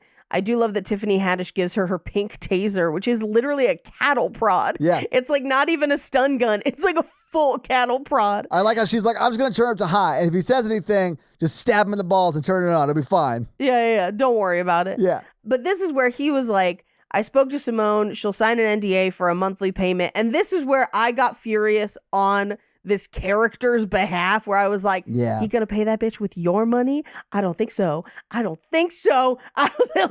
was red. I saw red. I know. But this is where he's like, the deal sets us up for life. We can't do it apart. Ryan without Stewart doesn't have it all. And I'm like, that's narcissist gaslight talk. We rebuke it. We're not listening to it. We're going to girl boss our way to the sun. Well, she does. I mean, she handles it fucking perfectly. Right. Well, because now, not initially, because she comes down and she's like, we're going to stick together for the deal. And this is kind of what sparks the argument, because they're all like, no, fuck him. Fuck him. You can do it alone. And she's like, no, I don't want to live your lives where you guys all did it alone. And they're like, hey, wait a second. Like, I like my life. Like, come on, hey. Yeah. And this creates multiple fights within the group. So they all kind of split up. Yeah.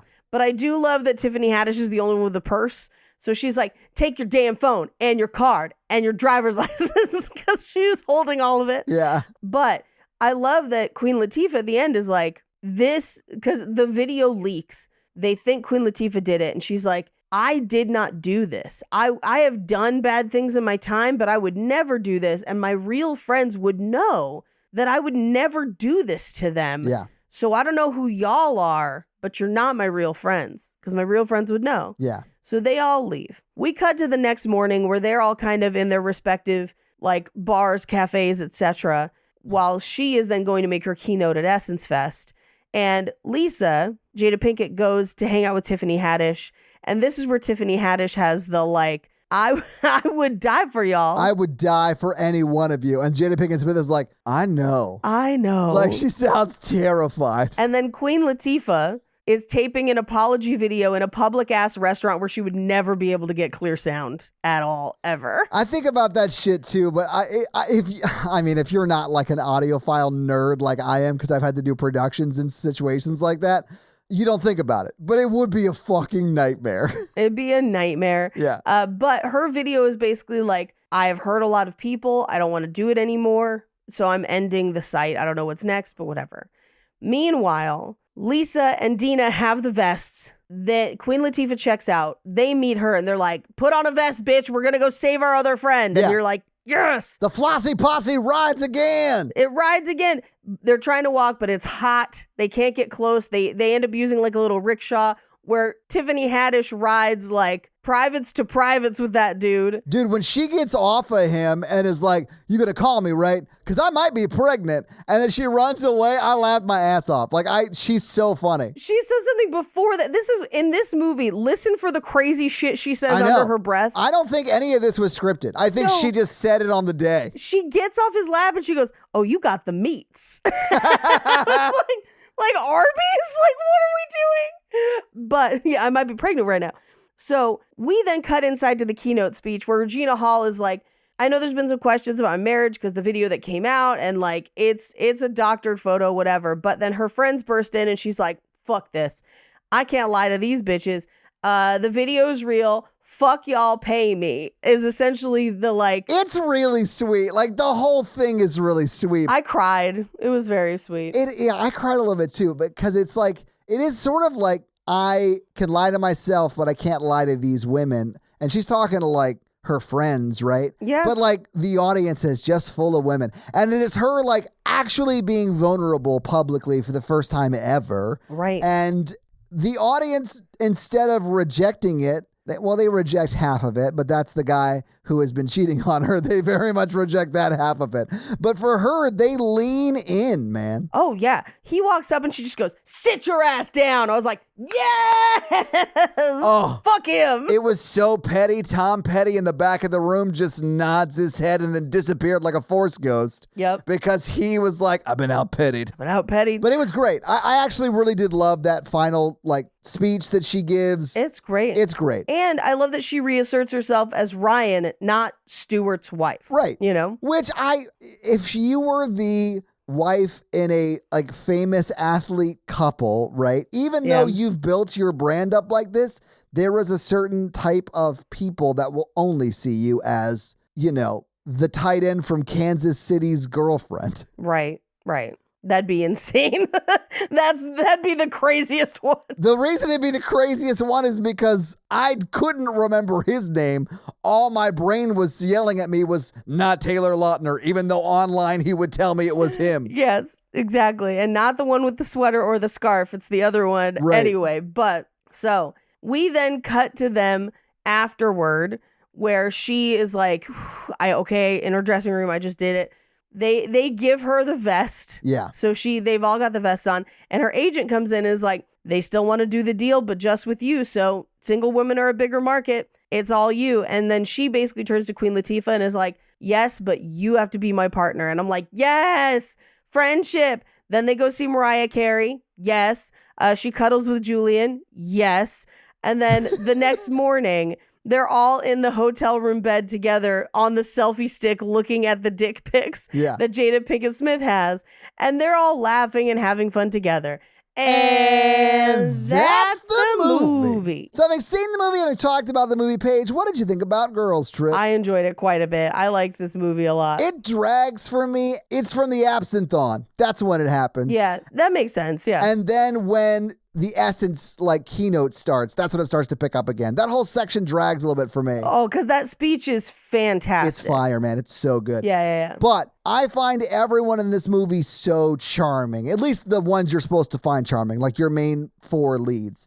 That this movie, even though it does have pacing issues, is so watchable. But man, watch Tiffany Haddish in the moments that you're not supposed to be watching Tiffany Haddish, and she will be making you laugh. Yeah. She is sort of next level for me, and I'm such a fan of hers. Yes. But Paige, do you have any fun facts for us? I do.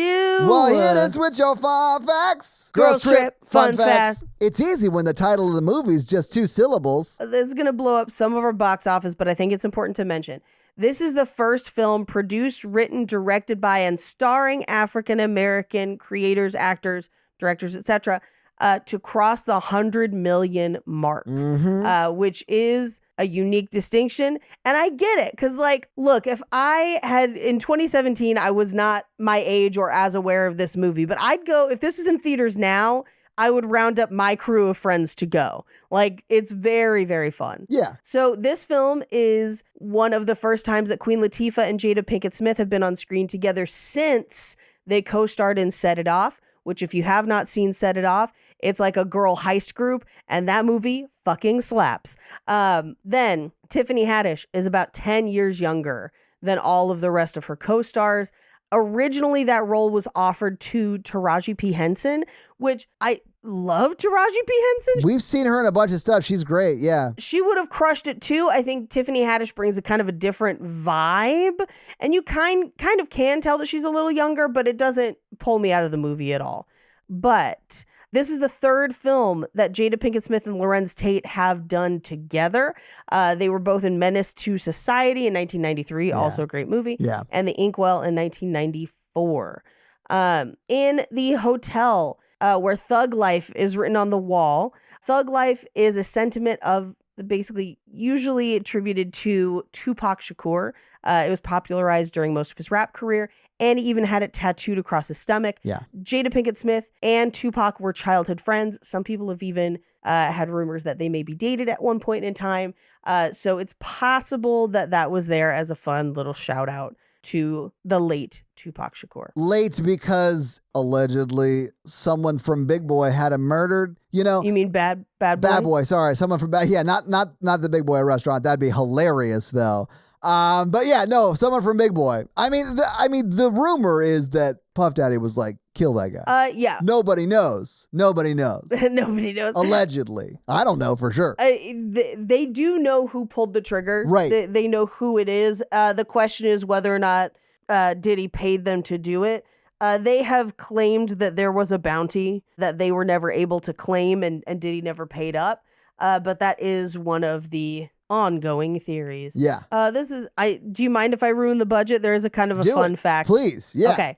So the budget of this movie was $19 million, which is about $1 to $2 million less than what Jada Pinkett Smith's husband Will Smith receives on average for just one film appearance. Oh, Jesus. So, here's the thing. Dude is mega famous, so I understand. Yeah. But it's just interesting to kind of compare the two. There is another reference to Set It Off, where during the club scene, Dina says, let's set it off before they walk off screen and to then start the dance and start the fight.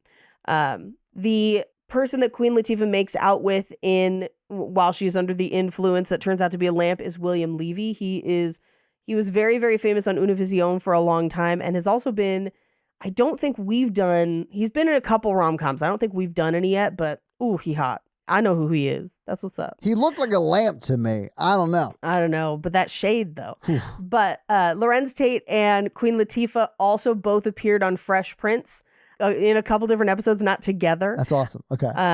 Common was one of the performers for Essence Fest. I saw that. Kind of glazed over that. But he and Queen Latifah started together in Just Right, which we have also done on this episode. I literally, when I saw him on stage, I was like, oh, Common's back for a Queen Latifah movie. I love it. I think I found a corn fact. What? Hit me with your corn fact. Made up corn facts. I'll do it last. I'll do it. Made up corn fact. I'll do it last. Okay. So Morris Chestnut, also who plays Regina Hall's husband in When the Bow Breaks, which we have not done, but we have done a number of Morris Chestnut movies on this podcast. I prefer the sequel, The Cradle Will Fall. All right, here's this corn fact. Okay. Yeah, this is definitely a corn fact.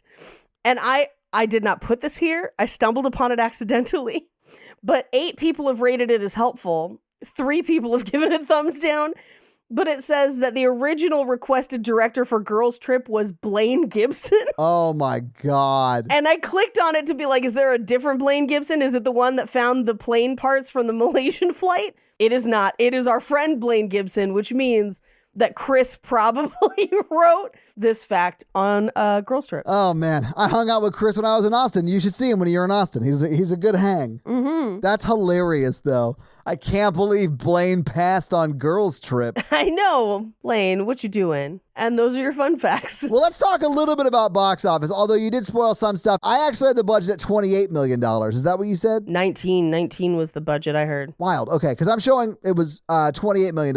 Either way, audiences are split on the budget. Who knows? But the movie did premiere on July 21st, 2017, and it was number 2 in the theaters that weekend. It was beat by the number 1 movie, Dunkirk, that also premiered that weekend, Girls Trip. Oh, yeah, that was Oscar bait. Yeah, Dunkirk could have been a way better movie, but they, released it out of order. Number 2 was Girls Trip, obviously. Number 3 was Spider-Man Homecoming. Number 4 was War for the Planet of the Apes. And number 5 was Valerian and the City of 1,000 Planets. Ooh. Paige, what do you think Girls Trip brought in its opening weekend? So this does eventually cross the 100 million mark, but that's overall. Mm-hmm. So I'm going to say in their first weekend, they probably made about 30 million. Yeah, Paige, they brought in 31.2 million.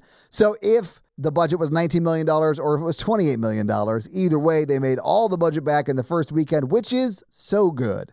The movie was in theaters for a total of 12 weeks. It was in the top 5 for its first 5 weeks, which is great. It was in the top 10 for pretty much its first 7 weeks. And the reason I say pretty much is because it was 11th in its 6th week and then was back at 10th and then fell out. But still, 12 weeks total run in theaters. And Paige, you were right. It did bring in over $100 million in the domestic box office. It actually brought in $115.1 domestically and another $25.7 internationally for a total of $140.8 million in 2017, which is great. That's roughly $180.3 now if you adjust for inflation. So it made a lot of money. Is there a girls trip 2? There probably should be. Let me look. I mean, this movie did well in the theaters. Oh, 2025? Is it coming up? What? Wait, hold up. Confirmed with original cast returning. Yeah, so it looks like it will come out in the future, but it is being made, I guess. That is awesome. Okay, so look out for Girls Trip 2 coming to a possible theater or streaming service near you. But Paige, that's your box office. It did really well. But do you want to hit us with that romance scale? Our romance scale is a scale of 1 to 4 of how romantic we found the movie today. Todd, where you at? It's a 1. It's not really that romantic. It's mainly like, what do you call it? Not coming of age because they're middle aged, but like it's a girls like buddy cop movie kind of a vibe. Yeah, I dig it. I enjoyed it quite a bit. I was a big fan. I will definitely probably watch it again. It was a good time. Yeah, I don't think it's a bad movie. It's just not for me. I think it's a well done movie and they're very charming in it. But that's your romance scale. Do you want to hit him with that roar scale, Paige? Ooh, I'm going to give this 1 grapefruit on the roar scale. Oh, maybe 2. I'm going to give it 1 juice down the pee-pee hole because there's no like sex or like sexy stuff in it at all, really. No. There's the one scene where their like heads are close together, but they're not kissing. And it's tension building, but it's not really that sexy. Yeah. One of the fun facts I left out is this is one of the only times in a feature film that grapefruiting is featured. I can't imagine why. Who's to say? So, Paige, this week you made us watch Girls Trip. Yes. What are we watching next week? Are we changing the theme at all? I know it was Dance Month. No. And now we're just sort of leaning into something. I was still going for Black Romance Month because we're just kind of off by a couple weeks, but let's still do a few. I have no problem with, let's do it. Yeah. We were alerted to a movie that I had forgotten existed over on Horror Virgin, but I think it might actually be more fun to do here. And that is Obsessed, starring Idris Elba and Beyonce Knowles. It is a horror romance from 2009, and it is on Netflix right now. Guys, Horror Virgin Romancing the Pod crossover episode. Check out Obsessed. Mrs. Z herself, Beyonce, acting in her acting debut, ? No, I think Pink Panther and Austin Powers were before this, but this is like one of her first time trying to be like the lead in a thing. Oh man, I can only imagine how bad that went because of how many times she did it after this, but I have no idea. She plays to her strengths now. Great. And she is amazing. So like if she's not the best actress in the world, she is the best in the world at many other things. Exactly. So she's doing fine. But I cannot wait to see her act in this movie that we can watch on Netflix. What's it called again, Paige? Obsessed. Obsessed. From 2009. Guys, check it out. I am excited to watch and probably make fun of it because it is reportedly not very good, but we're going to have a good time talking about it. And Mrs. Knowles, if you want to come on and be a guest on the podcast, we'd love to have you. Yes, if you can fit it into your schedule. But that's what we're watching next week. Todd, do you have any reviews for us? I do. Let me read this most recent Spotify comment. And it was from the most recent episode, which, believe it or not, was our honey episode. And Kat Rodatansky, I might have butchered it, 3 hours ago. And by the way, guys, it's 11:30 p.m. at night. So when Kat left this, it was late. Kat, go to bed. And they go on to say, that middle out Pied Piper joke was a deep cut, and I loved it. So, Kat, thank you for being one of the 3 people I made that joke for, I guess. Out there, Paige, me, Kat. Yep. Those are the people who got that joke. Everyone else, I apologize. That's what's up. But if you want to have me read your Spotify comment or 5-star Apple review, leave us one of those things, and I'll do just that. So yeah, if you guys like this show and want to hear our other show where we talk about horror movies, that is The Horror Virgin. That's the only other podcast I am on, but Paige is also on Cult Podcast, which you can find at Cult Podcast. And you can find us on social media. I am at Todd J. Awesome, literally everywhere. Paige is at Paige Wesley on Instagram. No, it's at Rampage Wesley on Instagram and TikTok, at Paige Wesley on Twitter. That's right. All right. So that's where you can find Paige. If you want to find the show, we are at Romancing the Pod Show, right? Yep, Romancing Pod Show on Twitter. Well, and Instagram, right? And Instagram, but it's show SHO because character limits. If you start typing Romancing the Pod, it'll come up. It'll definitely come up on Instagram. I don't know about Twitter because I haven't posted on Twitter in a hot ass minute. So like, who knows?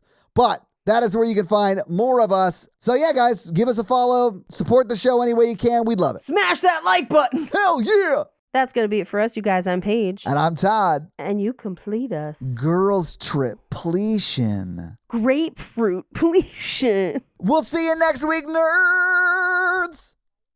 Jada Stinkett Piss. La la la la la la la la la la la la la.